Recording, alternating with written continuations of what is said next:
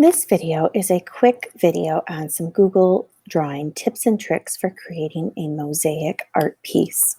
You can see a further detailed lesson in my mosaic art video, but for this one, this is just a quick tips and tricks so you can just jump right in or find something to help you if you're stuck in a certain spot.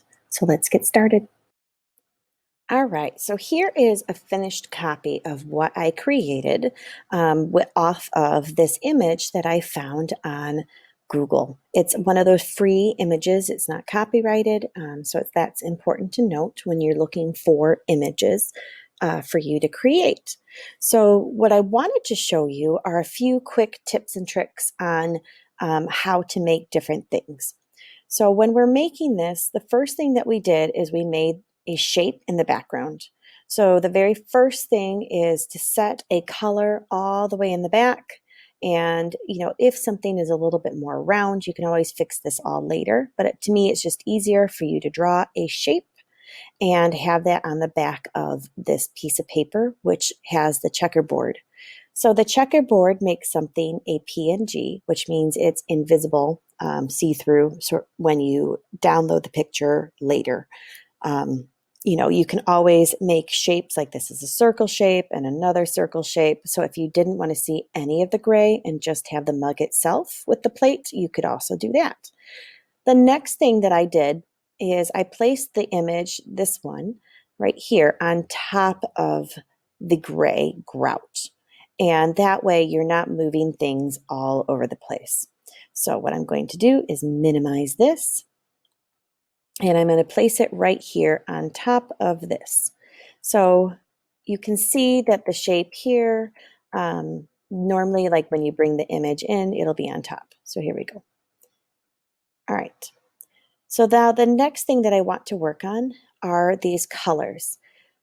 When we're doing this, you're going to notice that I do a lot of zooming in and zooming out. I always work very close. So here, looking at all the shapes that I created, as you can see, they're all different. I noticed and looked at the picture to see for how the colors changed. Looking at this handle, you can see that I used a few different shades of gray. I used some different shades of red, and it just kind of breaks off from there. How I did that is I worked slowly at what I was doing. So here is the handle. You're going to go to the line tool and there's a little arrow and you're going to click on polyline and it brings this plus sign. In order to draw, you click first and then it follows you wherever you go. If you're trying to do a curve shape, every time you get to a spot, click and click again. Here I'm making lots of tiny clicks, as you can see. If you want to go around some areas that are super shiny and you want to come back to it, you can. And you always have to connect it to where you started. That's the most important feature.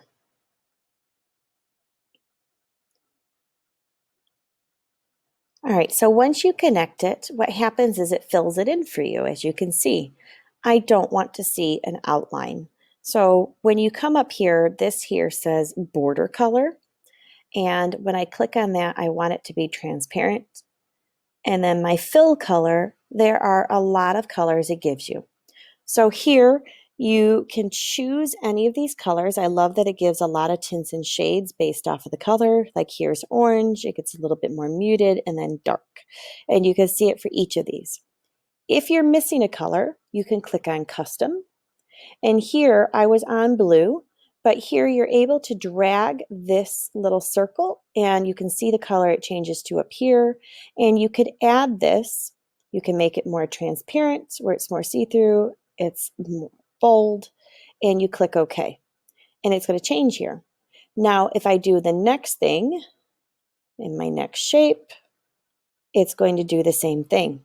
But if I don't want that one to be it, I can go back and do a different color. And you can make shapes and sizes as much as you want and as many different hues and colors as you want. And if you want that one to be what you created under your custom, you'll see that there. Here comes the next fun part. say you want to go back and work on a color and you go, oh, I really don't like this color. You have to go to your mouse and click so you get the shape selected. Go back to your fill color. And here's something fun that you can do as well. You can create a custom gradient. These gradients are already made for you, but if you're missing something, you can go and create a new one. So say I want to have that blue with some gray. I'm going to click add, and then I'm going to bring in that blue that I liked and click add again. And I might want to throw in some other colors. So you can create this as much and unique as you would like. You can shift how much of each color you would like to see.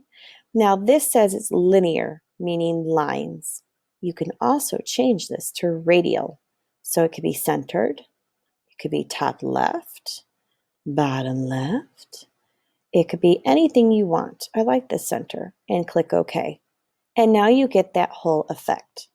So you can see when I was making the mug, I chose a lot of different custom ones. I wanted to have some different changes in the reds for the candy canes and have lighter. So some of these were lighter, some of these were darker, and I really wanted to bring that together. Those are the quick tips and tricks as you're putting this together. That's how I created what I did. When you go back and select polyline again, it defaults for the most part back. Sometimes it'll do it, sometimes it won't. But if you keep stopping, it might default back where you have to make it transparent again and choose a color again. So those are little easy tricks on how to do this.